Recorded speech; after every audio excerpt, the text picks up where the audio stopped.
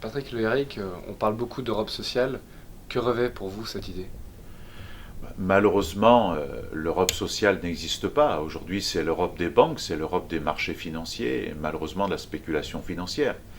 Nous, dans le prochain mandat, nous voudrions pousser une idée tout à fait nouvelle qui consisterait à voter un texte cadre, une loi cadre, qui serait une charte des droits progressistes euh, fondamentaux euh, pour tous les salariés de l'Union européenne.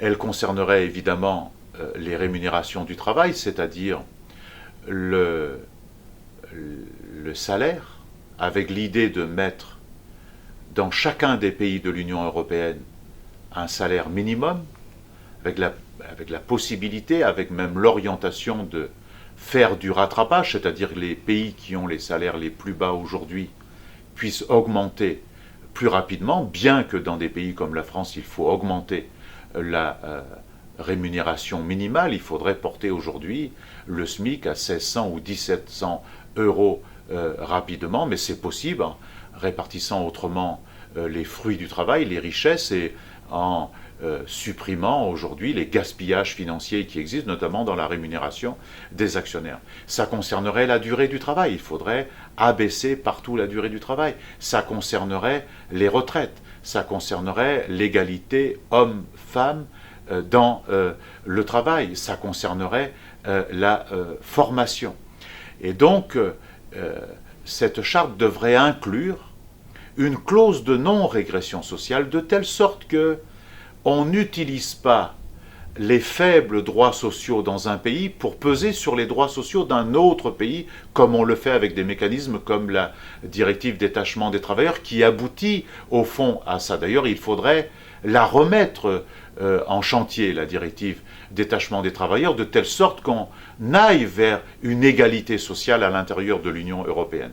Il faudrait donc empêcher ce dumping social et cette mise en concurrence des salariés entre eux.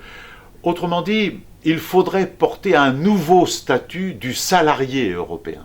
Ça, ce serait un projet innovant, un projet nouveau qui concernerait son salaire, son niveau de protection sociale, sa sécurité de vie, c'est-à-dire jusqu'à la garantie pour sa retraite, une retraite qui ne serait pas à 67 ou 70 ans, mais il faut revenir à un âge de la retraite décent pour tout le monde, 55 ans pour les travaux pénibles, 60 ans dans un pays comme le nôtre et progresser vers les 60 ans dans chacun des pays, ce qui créerait d'ailleurs un appel d'offres pour que les jeunes aient accès à l'emploi. Qu'est-ce que c'est que cette Europe où les parents et les grands-parents doivent trimer jusqu'à 70 ans et que leurs enfants et leurs petits-enfants restent au chômage? Il y a quelque chose qui ne va pas. Enfin, il faudrait une sécurité sociale professionnelle de l'emploi et de la formation. Ça, c'est un projet d'avenir que nous allons porter contre ce projet de flexi-sécurité. Le projet de flexi-sécurité,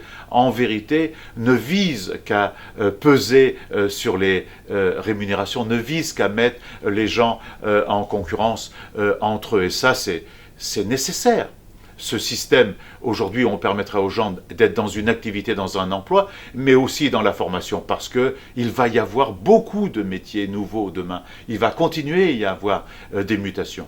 Et nous soutenons, nous, la proposition des syndicats européens, de 48 syndicats européens représentant 50 millions de syndiqués, qui est porté par la Confédération européenne des syndicats, qui consiste à utiliser une partie des richesses de chaque pays européen en combinaison avec la Banque centrale européenne, qui devrait être transformée, qui devrait être démocratisée, qui devrait être sous la responsabilité des élus, des États, de telle sorte qu'on crée un fonds visant un projet d'investissement totalement nouveau et audacieux dans le cadre de la transition énergétique et écologique, et qui permettrait de créer 11 millions d'emplois. Donc une Europe sociale serait celle-là, c'est une Europe qui ferait reculer le chômage, une Europe qui porterait une attention à une réindustrialisation, mais de type nouveau dans le cadre de la transition environnementale, une Europe qui défendrait une agriculture basée sur un réseau dense de petites et moyennes exploitations familiales, et une Europe qui développerait ses services publics permettant à chacune et à chacun d'accéder à l'ensemble des droits humains. Donc il y a bien autre chose à faire aujourd'hui que ce qui se fait, parce que malheureusement ceux qui dirigent l'Europe et la majorité du Parlement européen poussent pour une Europe qui soutient d'abord la finance, et nous, c'est l'inverse, nous voulons d'abord une Europe pour l'humain d'abord. Parfait.